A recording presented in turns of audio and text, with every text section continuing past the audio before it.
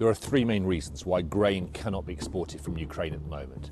Firstly, Russia has taken control of some of Ukraine's major ports, like Mariupol. Secondly, there is a Russian naval blockade in the Black Sea, both with warships above the water and submarines below it. And thirdly, the Ukrainians, and probably the Russians, have mined the Black Sea. And so commercial shipping companies are too nervous, and they won't be able to get the insurance to sail their ships into the Black Sea ports because of the threat coming from the Russian Navy. Ukraine produces around 12% of the world's wheat, 15% of the world's corn, and 50% of the world's sunflower oil. And it is exported across the world, but primarily to the Middle East and Africa, countries like Lebanon, Egypt, Senegal on the west coast of the African continent. These countries rely heavily on Ukrainian grain exports.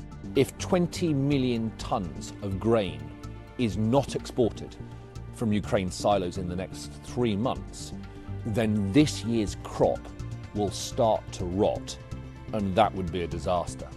The World Food Programme has already said that it is stopping giving food to hungry children so they can divert it to starving children.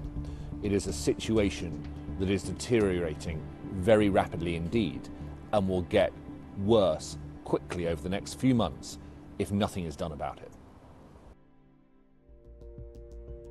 The EU is looking at some alternative routes out of Ukraine, and they have asked that border crossings are sped up when shipments arrive at customs.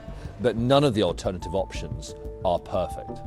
Ukraine uses Soviet-era rail gauges that are not compatible with European railways. Taking it by road is slow and cumbersome. And the options of canal routes into countries like Romania also demand huge resources.